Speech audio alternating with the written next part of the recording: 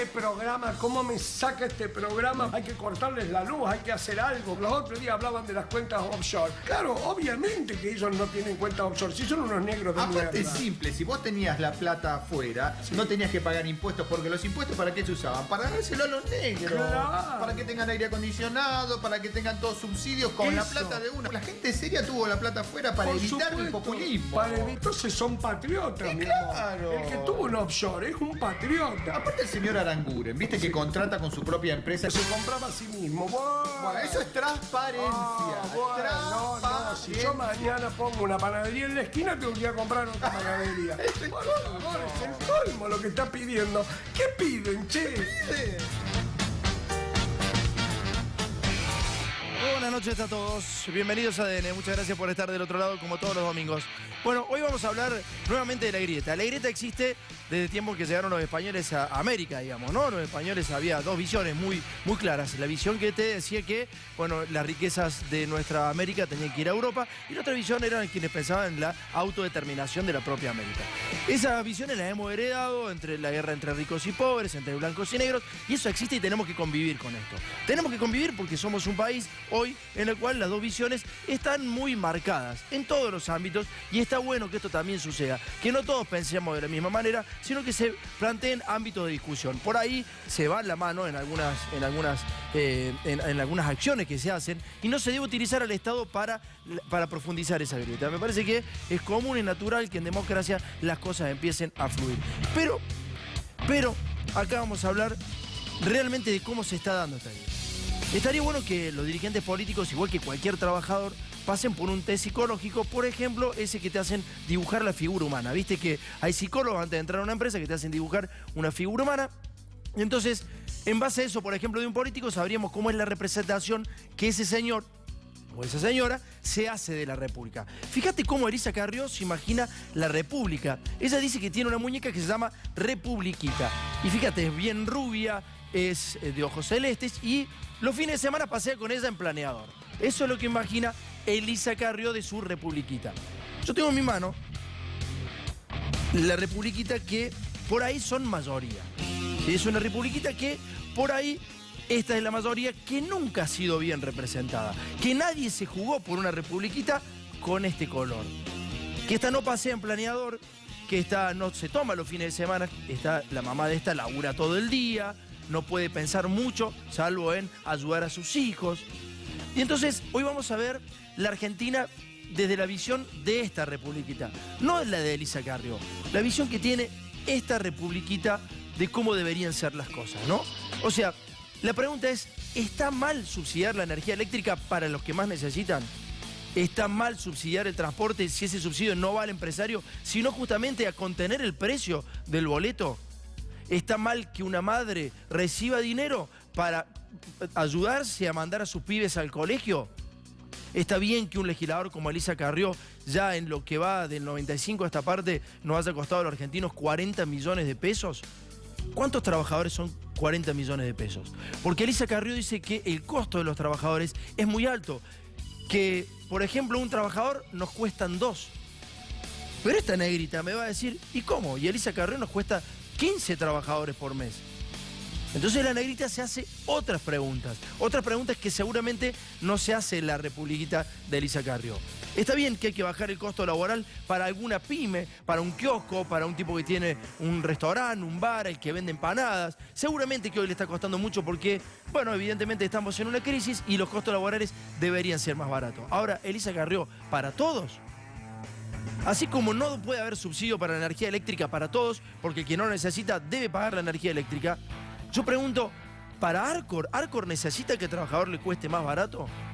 Porque si no entramos en un razonamiento ilógico, Techin, Arcor, IEXA, el que venga, cualquier empresa, entramos en el razonamiento ilógico de decir que porque el trabajador es más barato, entonces el empleador va a tomar más trabajadores. ¿Por qué? Si hace lo mismo su trabajo, ¿por qué va a tomar más trabajadores? ¿Se entiende? Entonces digo, en las grandes empresas no es necesario hablar de crisis económica en la medida en que sí las pymes, que son las que más dan laburo, podrían tener ese tipo de ayuda. ¿Se entiende? Y me parece que de esa manera se busca un país más igualitario. De eso se trata el programa de hoy. Porque esta Republiquita, negrita y la rubia de Elisa Carrió votaron al mismo. siempre votan lo mismo. Tanto esta negrita como la rubia de Elisa siempre votan al mismo. ¿Y sabes por qué? Porque todos los dirigentes políticos, desde que yo tengo noción, yo nací en el 76, 40 años a esta parte, todos dijeron exactamente lo mismo con un contenido marketinero. Y el marketing fue concebido para mentir a través de los recursos de la retórica clásica, de la metáfora, de la hipérbole, lo que sea. El marketing miente. Y entonces esta negrita votó a la misma de Carrió. Este mensaje. La mayor mafia es aquella en donde el Estado es cómplice, pero eso se terminó. Lo peor ya pasó. Ahora viene menos impunidad frente a la corrupción. Estamos poniendo la verdad por delante. La corrupción se combate con transparencia e integridad.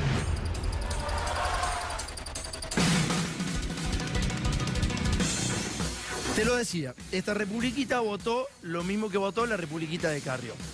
¿Pero por qué votó lo mismo? Porque, a ver, hay gente que dice que esta republiquita no tiene memoria. Que la gente no tiene memoria. Y sabes que sí tiene memoria.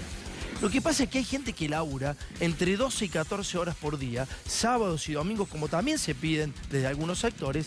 Y entonces esa gente cuando llega a su casa, lo que quiere hacer es ver a sus hijos, es alimentarlos, hacer las tareas, compartir en familia eso que nutre el espíritu y el alma. No solamente laburar. Entonces no es que la gente no tenga memoria. Quizá no la pueda ejercitar a la memoria cívica todos los días porque tenemos poco tiempo para pensar. ¿Y por qué tenemos poco tiempo para pensar? Porque tenemos muchas obligaciones. Entonces no nos damos cuenta que distintos presidentes en distintas épocas democráticas o gobiernos de facto han utilizado el mismo recurso de la retórica clásica y del marketing, que es un recurso mentiroso, porque de lo que vas a ver ahora, todos dijeron que iban a combatir la corrupción y ninguno la combatió. Es más, en el mismo momento que decían que la estaban de alguna manera, le estaban haciendo la guerra a la corrupción, se estaban corrompiendo. De hecho, ¿quién puede decir que no lo hacen? Los Panama Papers, los Paradise Papers. Y podemos ir por el acuerdo de Correo, y podemos ir por Jorge Macri, podemos ir por todos los dirigentes. No solamente este gobierno, para atrás ni te cuento. Por eso no es que no tengamos memoria, es que nos falta tiempo para pensar. Y para eso quizá no haya que laburar 12 o 14 horas. Fíjate. Hace 30 años que vengo diciendo la misma cosa. Cambian los pecadores, pero los pecados no. La corrupción firme. Los presidentes pasan, pero las calamidades quedan. Las Fuerzas Armadas debieron asumir el poder. La corrupción y la ineptitud dominaban todos los ámbitos y nos llevaban a la disgregación de la República. Considero a la corrupción como un acto de traición a la patria. Yo fui elegido para terminar con la corrupción. El fenómeno de la corrupción no desaparece. Una garantía de que la lucha contra la corrupción y la impunidad será implacable. La corrupción se combate con transparencia e integridad. Frente al espectáculo de la corrupción. La corrupción es el peor fraude que puede sufrir una democracia. La mayor mafia es aquella en donde el Estado es cómplice. Y ya ningún funcionario va a robarse impunemente el dinero que estamos ahorrando con tanto esfuerzo. Es sinónimo de mejora, de progreso y no de corrupción. Fuerte lucha contra la impunidad y la corrupción. Democracia y corrupción son dos enemigos mortales. Pero eso se terminó. Estamos poniendo la verdad por delante. Entonces, ¿qué necesita la Argentina? Un presidente que no sea corrupto. La corrupción. Corrupción. Para terminar con la corrupción. El fenómeno de la corrupción. Y la lucha contra la corrupción. La corrupción. La corrupción. La corrupción. Corrupción. La corrupción. Corrupción. Pero eso se terminó. Vos podés ir en cara por cualquier motivo. Incluso podés ir en cara sin ningún motivo. Pero por corrupto jamás. Bueno, señores, ahí está, estamos largando con el programa. Se viene la reforma laboral y fíjate que en el año 2000 se planteó la misma reforma laboral que va a plantearse ahora. Quizá con algunos matices, quizá no sea exactamente la misma, pero es muy parecida a lo que vamos a ver ahora. Este señor era miembro informante durante la época de justamente la reforma laboral. Tenía que decir por qué había que votar esa reforma laboral. Para eso, Fernando de la Rúa, que decía que iba a luchar contra la corrupción, dispuso de un montón de plata para comprar senadores nacionales. El diputado Juan Carlos Paso de la UCR decía, en este tiempo se terminó con las 8 horas de trabajo. Las empresas promocionan sus nuevos empleos. Y en muchos casos los hipermercados piden contadores, atención con esta frase, piden contadores jóvenes para controlar las cajas, ofreciendo 400 pesos por mes por 14 horas diarias de trabajo, incluyendo sábados y domingos. ¿Te das cuenta? El miembro informante que decía por qué había que votar la ley de reforma laboral decía que había que laburar 14 horas y que los contadores tenían que ir a las cajas registradoras y que no se hablara de las horas. Alicia Castro, que era del Frepaso, dice: para los organismos multilaterales de crédito, la receta es sencilla: precarizar las condiciones laborales, atomizar la negociación colectiva, individualizar las relaciones del trabajo y, por último, seguir sosteniendo que el costo laboral es responsable de que no haya productividad. ¿Está claro? Esto decía Alicia Castro, y hay que darle mucha atención al organismo de créditos multilaterales, porque hoy el país nuevamente se está endeudando mucho. Vos lo sabes, estás al tanto de la situación, sabes que el país ha tomado entre 100 y 120 mil millones de dólares de deuda, y entonces el Fondo Monetario Internacional viene a auditar y pide la ley de reforma laboral, quizá muy parecida a la del año 2000. Gerardo Martínez, Frente Justicialista Bonaerense: el proyecto de ley del oficialismo privilegia el capitalismo por encima de los trabajadores. Es un proyecto por pedido del Fondo Monetario Internacional. Ahí está, ahí me quedo.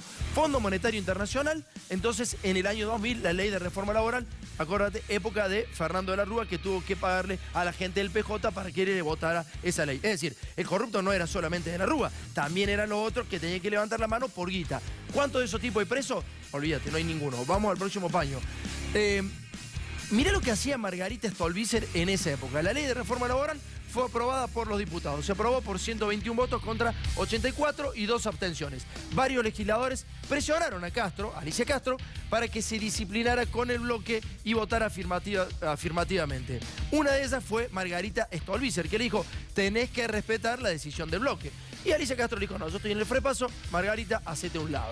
O sea que en ese momento Margarita Stolbizer votó a favor de la reforma laboral.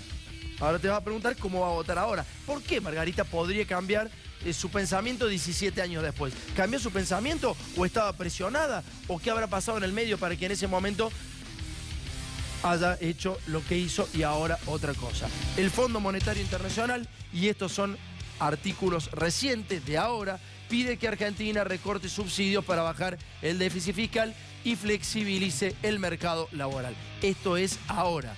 Lo que viste recién es de la anterior reforma laboral, cuando el Fondo Monetario Internacional pedía exactamente lo mismo. Fíjate otro artículo: Fondo Monetario exige avanzar con la reforma laboral.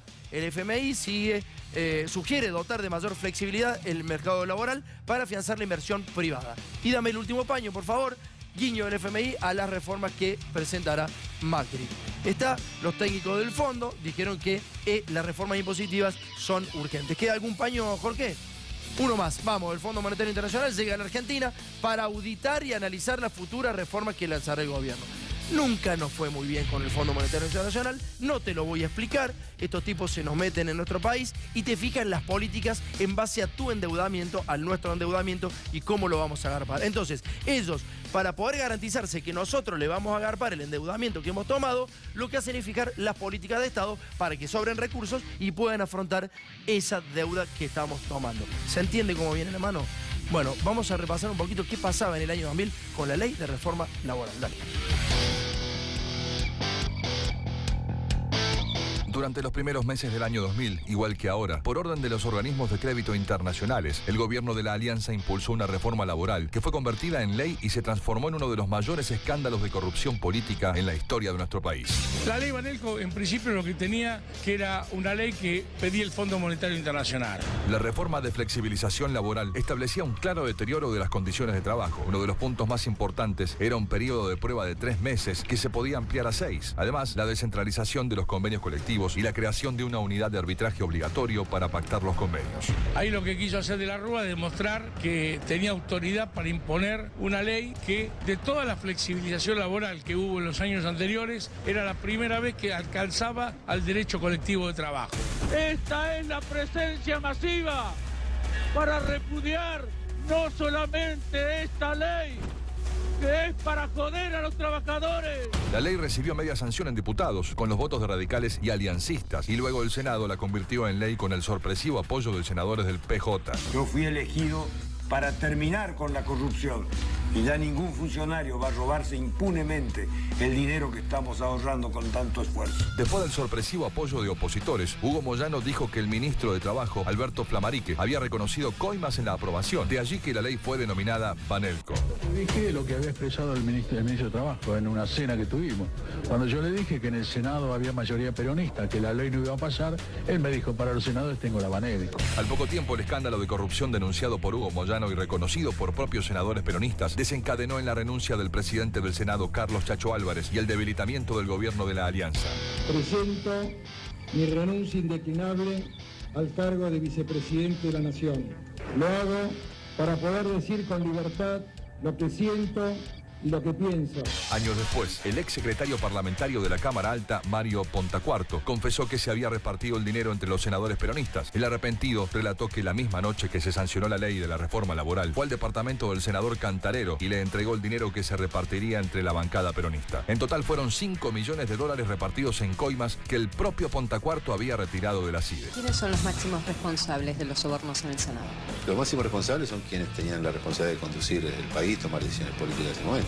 El expresidente de la Rúa es uno de ellos. El jefe de la CIDE también tiene una responsabilidad muy grande porque en ese momento fue de donde salió el dinero para pagar. Yo retiré los 4.700.000 pesos desde la CIDE. Luego de que los organismos de crédito internacionales no tuvieron más influencia en las políticas de nuestro país, la ley Banelco fue derogada en 2004. Hoy, a 17 años de aquel episodio, Argentina volvió a tomar créditos del Fondo Monetario Internacional y otros organismos internacionales, y casualmente se plantea de nuevo una reforma laboral. Ya en un ratito vamos a ver cuáles son los resultados de esa reforma laboral. Es bueno saber, es bueno conocer el pasado para saber cómo puede ser el presente también. Puede ser igual o no, pero te estamos contando cómo fue la reforma laboral en el año 2000. Miguel, ¿cómo andamos? Buenas noches. Buenas noches, Tomás. La ley Banelco, que es del año 2000, fue pedida por el Fondo Monetario Internacional. Generó perjuicios para los trabajadores. Uno, por ejemplo, de las consecuencias inmediatas fue que, un trabajador podía estar 3 meses de prueba y después 6 meses más y lo podían echar. Esa era una de las consecuencias. Primero se sancionó en diputados, después se sancionó en senadores a través de las coimas que Mario Pontacuarto fue a buscar a la CIDE y después las terminó entregando para que se sancione la ley. Vamos a ver algunas de las consecuencias de la reforma laboral de esta ley Banelco del año 2000. Por ejemplo, desocupación al momento de la reforma, 15%. La desocupación 2 años después, 21,5%. Cantidad de desocupados, aproximadamente 3 millones. La subocupación trepó al 12%. Y hubo picos de desocupación en Gran Catamarca, por ejemplo, de 25,5%, en Gran Córdoba de 25,3%, en Gran Rosario de 25,3%.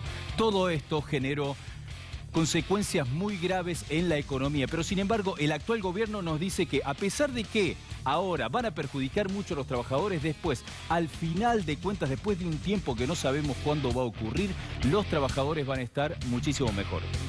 Bueno, está asustada Republiquita porque ella no conocía lo que había pasado con sus padres y sus abuelos en aquel momento de la reforma laboral. Por eso vamos a presentar a nuestro invitado, a nuestro colaborador, nuestro amigo, nuestro productor también, Jorge Duarte. Vamos a sentar acá a Republiquita porque va a escuchar la conversación.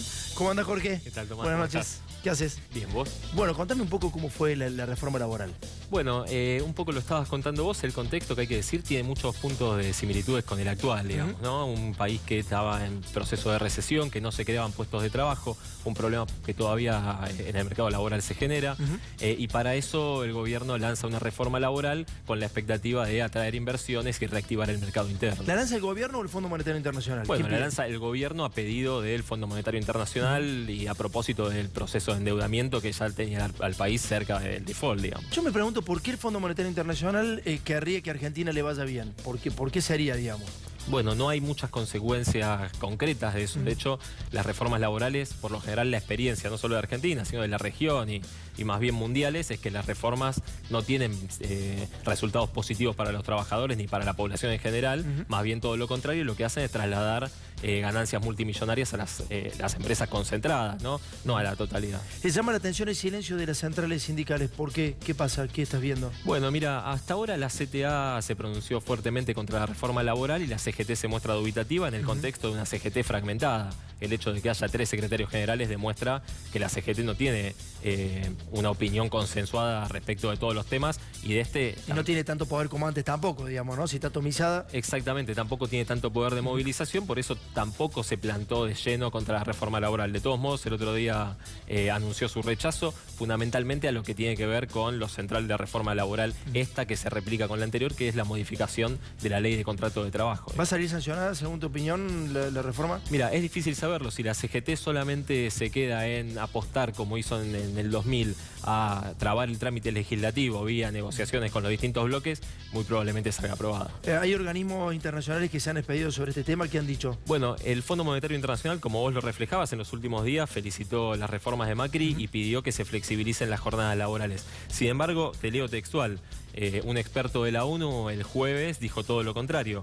Hay pocos indicios de que las reformas mejoren la situación económica de los países, mientras que sus efectos negativos en materia de derechos humanos están probados. Y esto no lo decimos nosotros, lo dice el experto independiente en deuda externa y derechos humanos de la ONU, Juan Pablo Boslaski.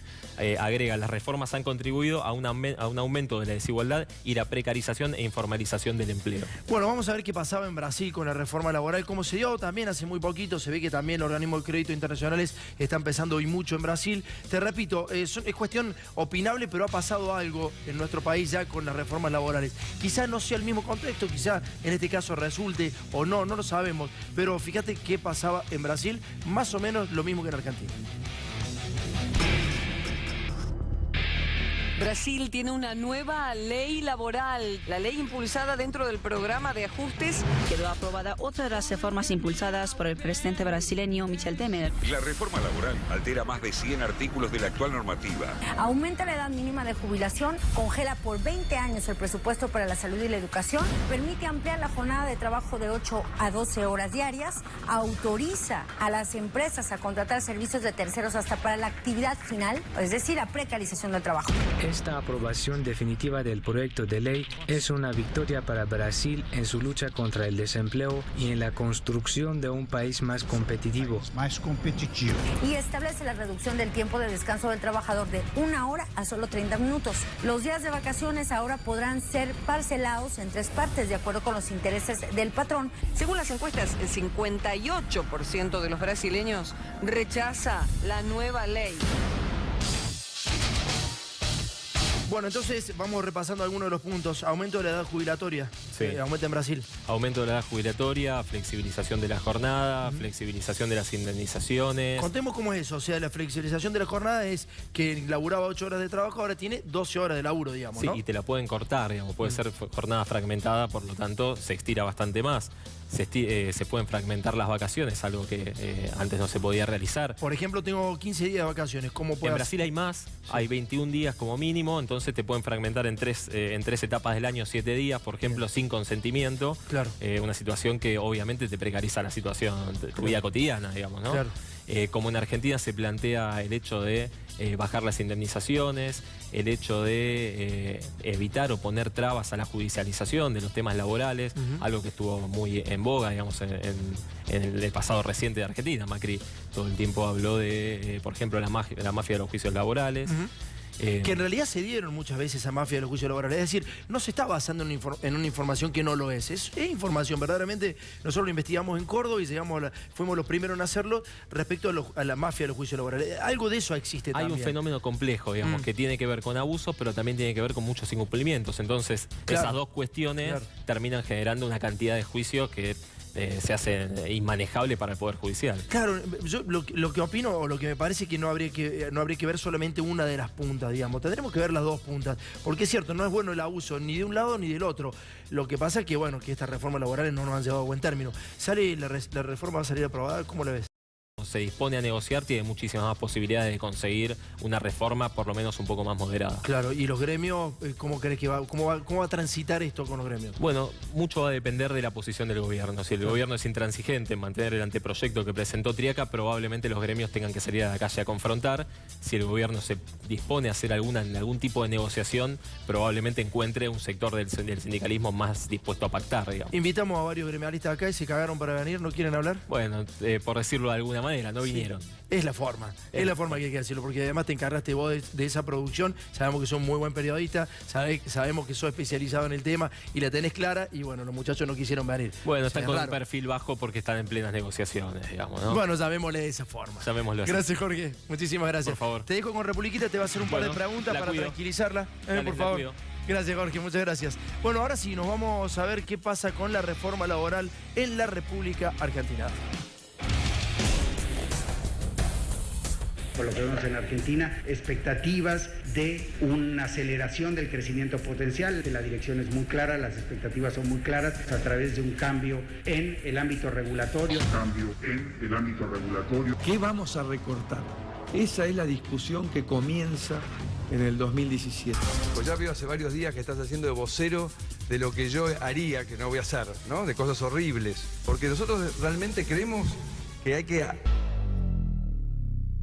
desarrollar la economía, que hay que expandir la economía, no ajustar. Yo no he hablado nunca de ajustar. ¿Qué vamos a recortar en el 2017? Yo no he hablado nunca de ajustar. ¿Qué vamos a recortar? Estamos tratando de bajar el costo laboral. El trabajo no lo defendemos si seguimos levantando lo que llaman conquistas en contra de la productividad.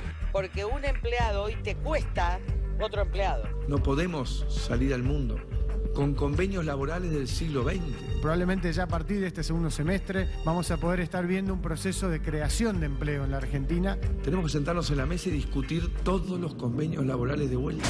Le dejamos muy claro a la dirigencia de la CGT que la reforma laboral brasileña no es un espejo para la realidad de los problemas del trabajo en la Argentina. Nosotros tenemos que encontrar un encuadramiento ético en el cual cada uno esté dispuesto a cobrar lo mínimo que le corresponde por lo que hace. Yo no he hablado nunca de ajustar. ¿Qué vamos a recortar? Lo que estamos tratando es de bajar el costo laboral.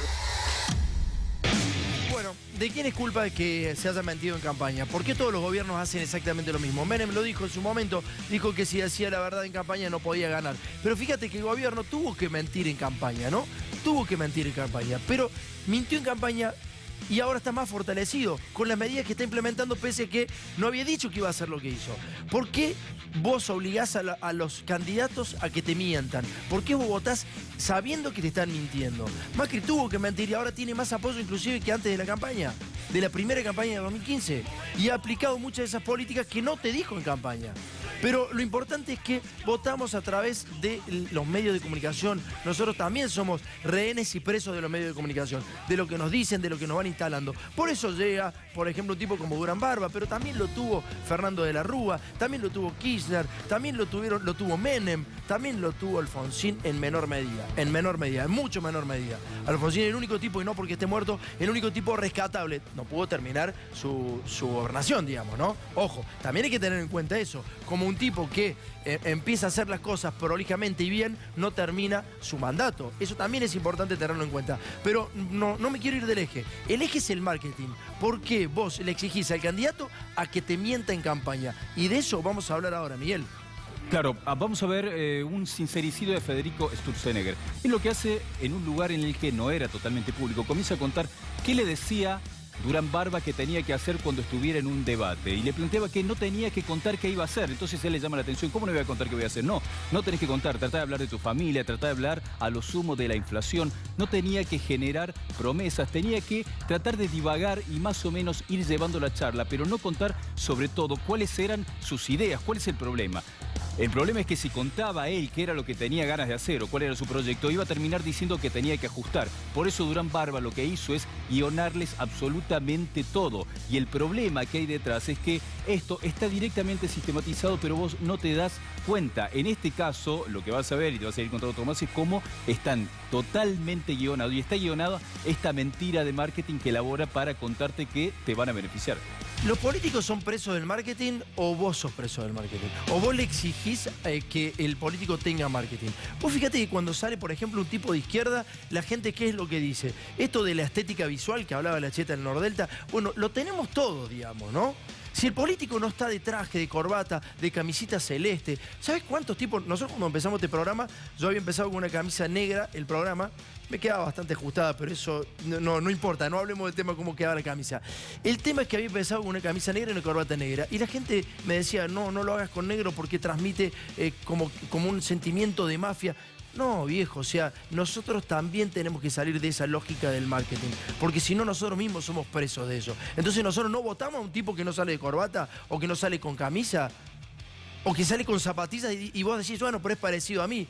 El marketing labura sobre eso. Habría que dejar de sentir o ver eso y votar un poco más racionalmente, sabiendo qué es lo que estamos votando. ¿Se entiende? Porque si no, aparece un Sturzenegger y termina diciendo esto en Estados Unidos, termina desglosando la estrategia de Durán Barba, que no solamente lo tuvo con Sturzenegger, que la tiene con toda la gente de Cambiemos, y que la han tenido todos los dirigentes políticos. No quiero machacar solamente sobre estos, pero sobre estos sí la tuvo. Y le bajó línea a todos, desde el presidente para abajo. Y entonces Sturzenegger lo mandaba al frente de esta manera. No, the thing when you start up on a podium with two other guys, and I was on the first of those debates, so I get my coaching from our political advisor, which is a guy called Jaime Durán Barba. Maybe you've heard about him. He's a very famous political consultant in Latin America, and he says, look, I want to ask you to do 4 things in this debate. Just do 4 things, and you'll be okay, we'll all be okay. And, okay, fine, so what are those 4 things? Well, the first one is don't propose anything. No, people are not particularly concerned about that, so just don't waste your time. That's not relevant for people, so please forget about proposing anything. Okay, what's the second thing? And he says, the second thing is don't explain anything. There's, for example, one of the blocks of the debate was going to be on inflation, which is very high in Argentina today, and says, what am I going to do if I can't explain why? No, because if you explain inflation, then they're going to say that you're going to explain that money printing generates inflation, and that you have to reduce money printing, and you have to reduce money printing. That means that you're going to do a fiscal adjustment, and a fiscal adjustment means people will lose their job, and we don't want you to kind of say that. You just, when you're in government, do whatever you think has to be done, but not right now in the middle of the debate. So I say, what do I do? What do I say? Just tell that they're lying with inflation numbers and...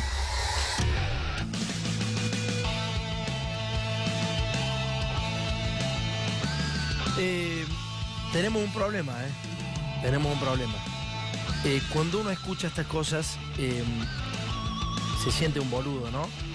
Porque uno le está pidiendo al dirigente político que hable de sus hijos, cómo le fue en la playa, en el río, qué pescó, con qué encarnó, y no preguntándole verdaderamente cuáles son las decisiones políticas que va a tomar y que nos van a modificar nuestra vida. No es cierto que cualquier dirigente político es lo mismo para cualquiera. No, claramente no.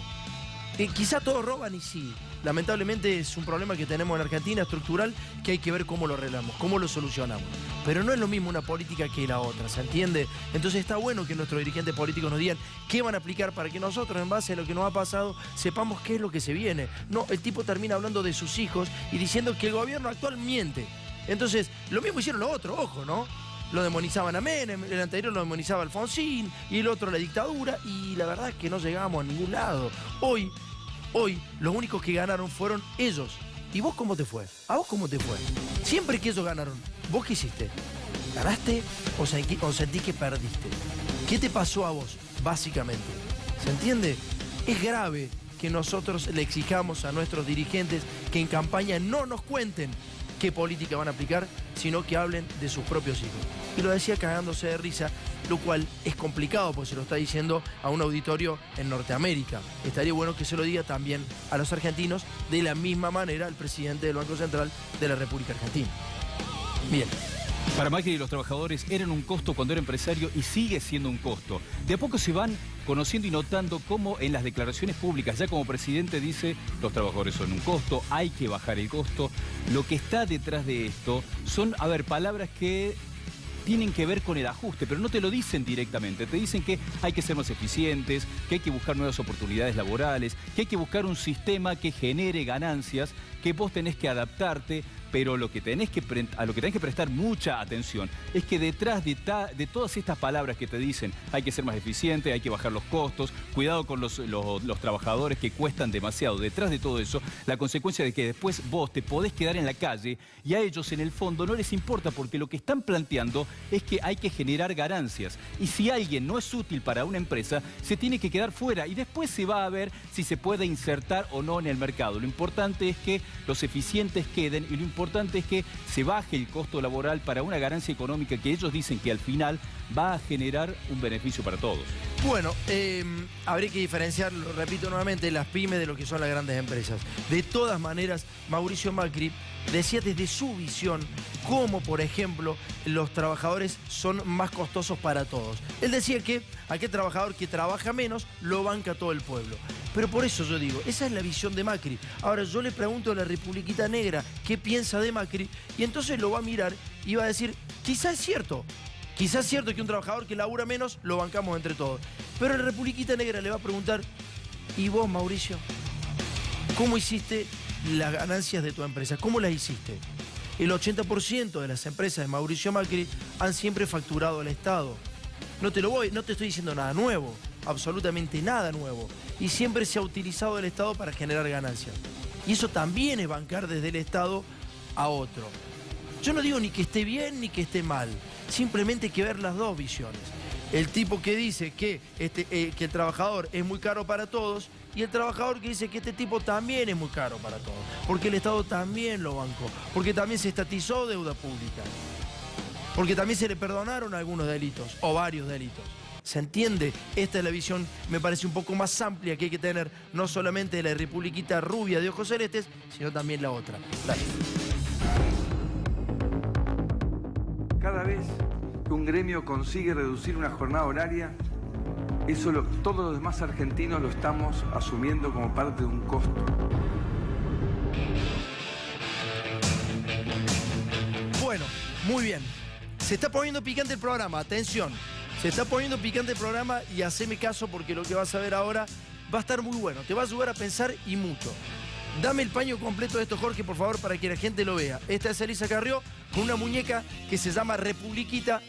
Para aquellos que recién se prenden, es rubia de ojos celestes y está arriba de un planeado. Muy bien. Y entonces volvé acá al piso.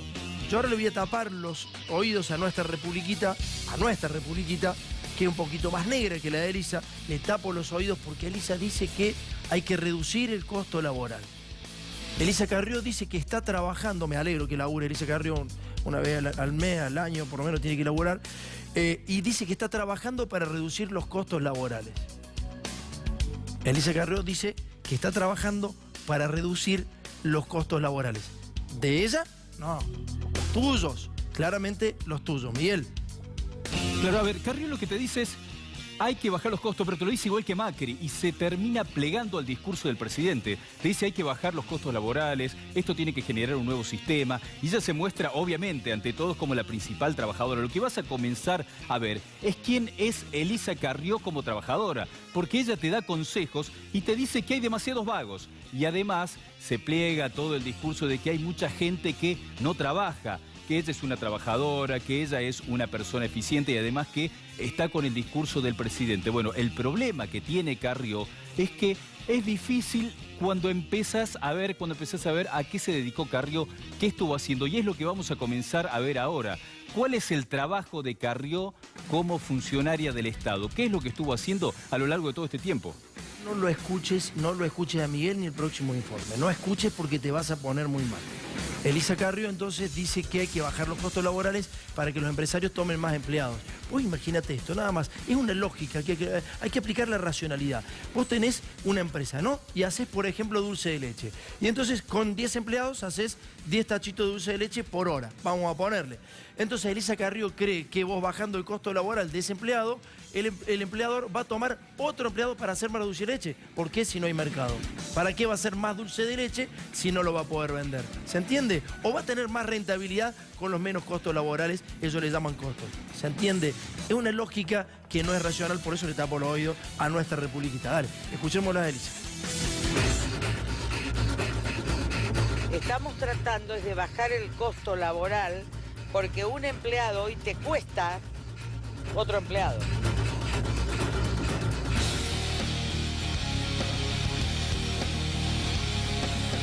Te pido por favor, subí el televisor tuyo, subílo bien fuerte y escuchá lo que dijo Elisa Carrió porque quiero mostrarte algo. Pero primero, antes de mostrarte algo, escuchalo bien, dale. Estamos tratando de bajar el costo laboral porque un empleado hoy te cuesta otro empleado. Con ustedes el recibo de sueldo de una diputada del mismo distrito de Elisa Carrió. Atención, esto es lo que cobra Elisa Carrió. Ella quiere bajar los costos laborales. Honorable Cámara de Diputados de la Nación, 97.000 pesos de bolsillo. O sea, Elisa Carrió nos está costando absolutamente a los argentinos 150.000 pesos por mes. Pero como cobra obviamente aguinaldo, o sea, aproximadamente 180.000 pesos por mes nos cuesta Elisa Carrió de promedio, ¿sí? Pero Elisa Carrió sacó subsidios. ¿Para qué? Para ir a Miami y para ir a Punta del Este. A Punta del Este dice que lo fue a investigar a Aníbal Fernández. Y a Miami, bueno, no sé. Pero sacó subsidios para eso. O sea, los subsidios se los da la Honorable Cámara de la Nación. Mira, Elisa Carrió fue parlamentaria en el 95 al 2003, de 2005 a 2007, de 2010 a 2017. ¿Cuánto nos costó Elisa Carrió a los argentinos? 40 millones de pesos. Y está puteando la Republiquita Negra. Me está puteando de atrás. Le vamos a dar una mamadera. Me está puteando, me está tirando cosas. 40 millones de pesos dice esta señora que nos costó a los argentinos, a todos, que quiere reducir los costos laborales. Ojo, acá no estamos teniendo en cuenta los trabajos que tenía en Chaco, que también son del Estado. ¿Se entiende? Y entonces, cuando Mauricio Macri te dice, ojo, porque un trabajador que labura menos de 8 horas nos cuesta a todos, ¿y esto qué? ¿Y esto cómo viene? Claro, vos vas a decir, pero ojo, porque Elisa Carrió labura. Quédate un ratito, ya te voy a contar qué hace Elisa Carrió. Quédate un ratito. Dale, Miguel, vamos. Pero algunas de las actividades que hace Elisa Carrió tienen que ver con viajes que te los está empezando a contar Tomás. En uno de esos viajes ella dice que estaba investigando a Aníbal Fernández a la Morsa. Más allá de que Elisa Carrió acertó en algunas de sus denuncias, en esta, por ejemplo, no se demostró absolutamente nada y tiene que ver con una investigación que ella la usó para hacer campaña, decir que Aníbal Fernández era el líder de una banda de mafiosos que terminó generando el triple crimen de la efedrina. Bueno, en ese caso no se generó nada de lo que ella dijo, lo usó para plantear para su estrategia de campaña. Habló muchísimo de este tema y lo que estás viendo ahora es que esto fue garpado por el Estado. Claro, fue garpado por el Estado en esta época. Le pagaron muchísimos viajes para que Carrió vaya a determinados lugares y diga que está haciendo muchas investigaciones para beneficio de todos. Bueno, pero esto no tiene nada que ver con los viajes. Esto no tiene nada que ver con Aníbal Fernández. Probablemente hasta podría haber tenido razón Elisa Carrió. No me interesa. Estamos viendo cuánto cobra y cuánto ella dice que vos tenés que cobrar. Ella dice que está trabajando para reducir tus costos laborales. Que el Estado no puede bancar tus costos laborales. Los de ella sí, y te voy a mostrar cuánto labura Elisa Carrió. Pero primero, en la mesa de Mirta Legrand, Elisa Carrió dijo lo siguiente. Si yo saliera a la profesión hoy, por firmar un escrito ganaría 5 veces lo que cobro como diputada nacional, por firmar un escrito. Pero yo tengo que ganar más que un maestro, porque si no, lo que se hace es demagogia.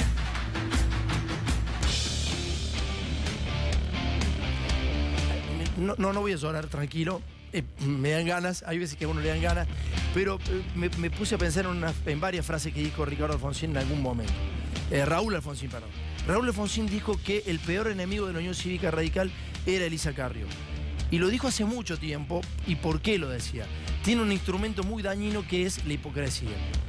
Eso lo dijo Raúl Alfonsín, no lo estoy diciendo yo, por favor. Fíjense, Elisa Carrió en su página pone lo siguiente, en su currículum, ¿no? Nació en Chaco, en Resistencia. Dice, se recibió de abogada en el año 1978. Ya te voy a decir de qué laburó en 1978. Apenas se recibió de abogada. Ella dice que es doctora, pero dice falta tesis, con lo cual no es doctora en Derecho Público de la Universidad Nacional del Litoral. O sea, no es doctora. Ya varias veces lo ha dicho, pero no es doctora porque falta la tesis. Si falta la tesis, señora, usted no puede mentir.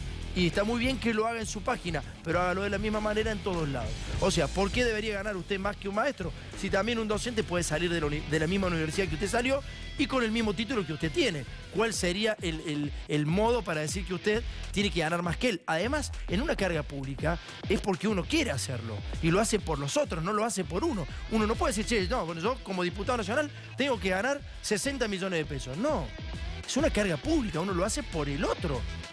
Uno no puede pedir lo que... No es el mercado el Estado, no hay que confundir eso. Así como usted no confunde el Estado con el mercado cuando habla del sueldo del trabajador, no lo confunda cuando se hable del suyo. Fíjese esto, en 1978, Elisa Carrió, 7 de febrero, desígnase, plena dictadura militar, desígnase a partir de la fecha y del... y habla de la doctora Elisa Carrió en la jurisdicción de la organización primera de la Fiscalía de Estado, en el cargo de, asesoría. ¿Estamos? Bueno, ahí está. Apenas se recibió Elisa Carrió, empezó a laburar en el Estado. En la época de la dictadura militar. ¿Vos creés que entró por concurso? Que en la dictadura se hacían concursos. ¿Vos creés que Elisa Carrió se merecía entrar al Estado?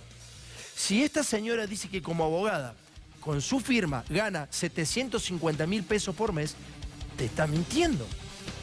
No puede con su firma Elisa Carrió ganar 750.000 pesos por mes. Nadie se lo dijo en la mesa. Se ve que todos estaban comiendo, algunos se habrá atragantado, otros tenían la jeta llena y nadie le preguntó, pero Elisa, pare, un segundo. Apenas se recibió en el año 1978, entró con la dictadura militar en una fiscalía. ¿Me escuchás? Y después fue mucho más arriba, la premiaron en la dictadura y terminó trabajando en la Procuraduría del Tribunal Superior de Justicia de Chaco. ¿Quién manejaba la justicia? ¿La hermana Peloni?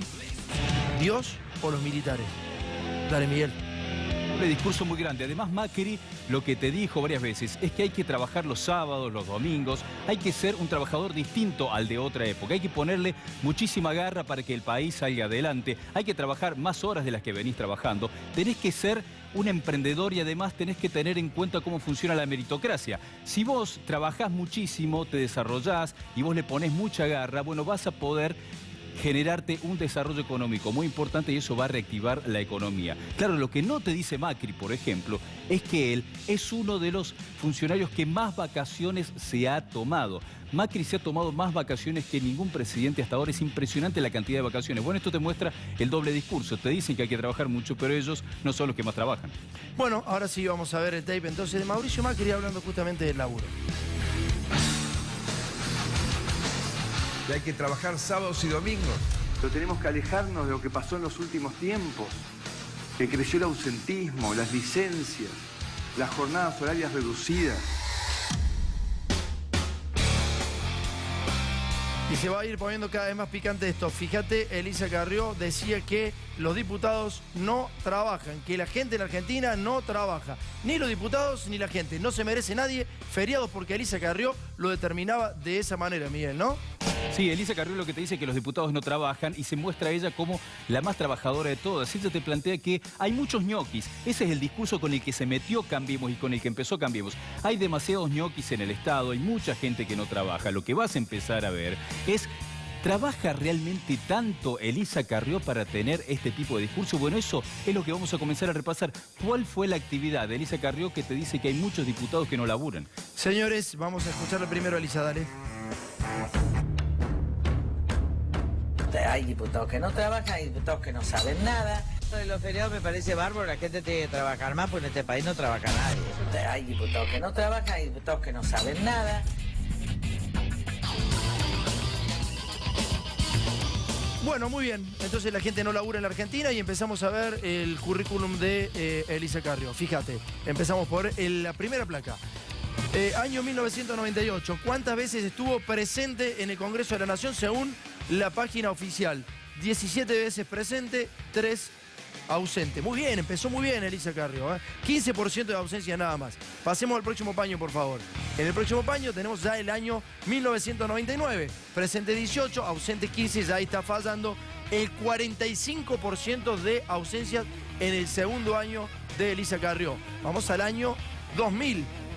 Presentes 19, ausentes 19, y acá ya está remoloneando la señora. El 50% de ausencias ya en el año 2000. Que justamente en la ley de reforma laboral se había tomado el palo, dice, ¿no? En el año 2001, presentes, estuvo 18, ausentes 4, bien, volvió a tomar un poco más de protagonismo, 18% de ausencia. Vamos al próximo paño, año 2002, presente estuvo 20, ausente 19, 49% de ausencias. ¿A vos te dejan laburar solamente el 50% en tu trabajo? ¿Cobrás lo mismo si laburás el 49% o no? Bueno, Elisa sí. Año 2003, presente 19, ausente 21. 52% de ausencia, o sea, más ausencias que presencia. Siguió cobrando 150.000 pesos por mes. Ojo, ¿no? Seguimos, vamos al próximo año. Vamos más rápido, vamos. En el año 2005, presentes 30, ausente 23, 43% de ausencia Elisa Carrió en el año 2005. Y ya saltamos al año 2006, presente 111, ausente 211, 66% de ausencia. A vos, ¿a dónde te pega el patadón tu patrón? ¿A dónde te lo pega? ¿En la nuca o en el culo si vos faltás el 66% de veces en el año a tu trabajo? A Elisa no le pasa nada, no tiene patrón. Vamos. El año 2007, mirá qué linda que está Elisa ahí, ¿eh? Presente 4, ausente 27. Faltó el 87% de las veces al Congreso de la Nación. Vamos, dale, la gente no labura en Argentina. ¿Para qué feriado? ¿Para qué feriado? Bueno, año 2010. Presente 48, ausente 10, bueno, vuelve a tener 17% de ausencia. Vamos al próximo año. Estamos pasando año por año. Yo sé que esto es engorroso y no te gusta. Presente 4, ausente 52, 93% de ausencia. 93% de ausencia. Esta señora dice que no tiene que haber feriado porque vos no laburás. Vos sos un cara dura, no laburás, Ojo, vamos. 2012, presente 8, ausente 95, 92% de ausencia. Elisa Carrió. Vamos a pasar al año 2013, esto ya me está poniendo mal, 68% de ausencias. Y vamos, ahí está abajo del auto, Elisa estaba escondida. Vamos al año 2014, vamos, pasando el paño. Bueno, ahí estamos medio... En el 2014 tuvo el 64% de ausencia, nos falta el 2015, 2016 y 2017.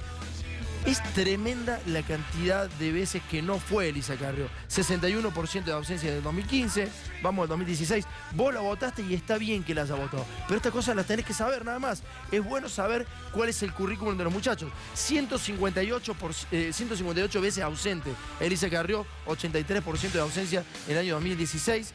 Y ahí te falta el 2017, que esto tiene que ver con el diario La Nación, que publicó los mismos datos que nosotros, son oficiales, el 70% de las veces que faltó en el año. Entonces, esta mujer te dijo a vos que vos sos un vago. Que vos sos un vago. Elisa Carrió, en Nueva York, promete desentrañar empresas offshore y cuentas ocultas. No de Macri, olvídate. Vamos a ver de quién buscaba la offshore. Pasemos al próximo. Atención, fue a Estados Unidos. Y Carrió, en el mismo viaje donde decía que iba a trabajar contra los offshore, de shopping en Nueva York. Ahí estaba de shopping Elisa Carrió, estaba laburando en contra de la offshore y se sacó un subsidio del Estado Nacional para ir a Nueva York de $1.416. Además de los 150.000 pesos que gana, se sacó un subsidio de $1.416 para ir a Estados Unidos de shopping. Y entonces después se fue a Punta del Este, Elisa Carrió, el lunes 7 de noviembre. Estuvo en Punta del Este, Elisa Carrió, pasemos al próximo, dando una charla, Una charla. Ahí está Elisa Carrió dando la charla. Fíjate, esto que está acá abajo es Elisa Carrió. Lo que ves ahí es Elisa Carrió, la insólita foto de Carrió en Uruguay, investigando a Aníbal Fernández. Y aparece el subsidio para irse a Punta del Este de $1.265 de Elisa Carrió. ¿Está claro? Además, Elisa Carrió fue con custodia paga del gobierno de Buenos Aires. Bueno, no sigamos más porque esto ya está.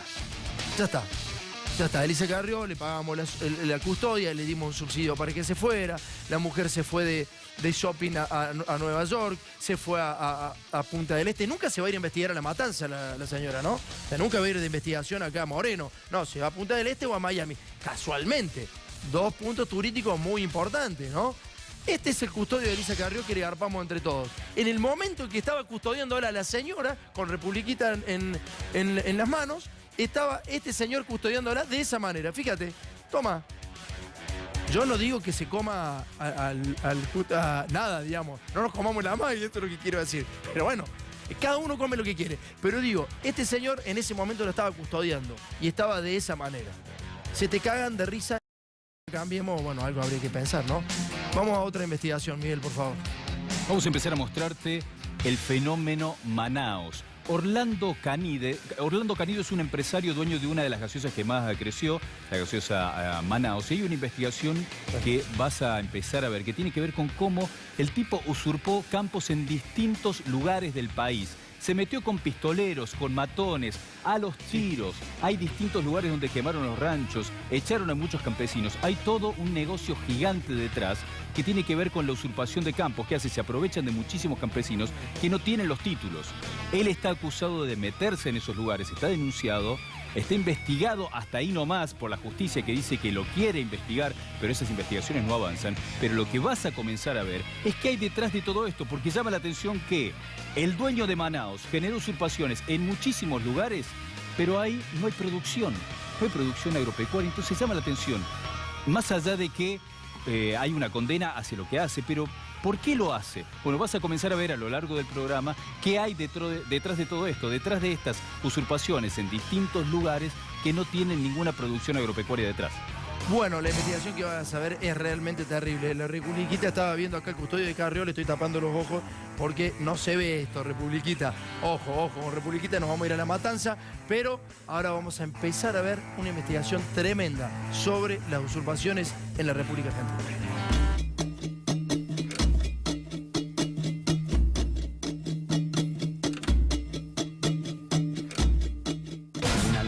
Sin cuartel, un chisperío bárbaro, ¿no? A mí me daban lo que no quería otro. Y eso me convirtió en un luchador. Sentía que me habían desplazado, corrido, sacado de mala forma. Entonces por resentimiento, por rencor, por odio, puse esta fábrica.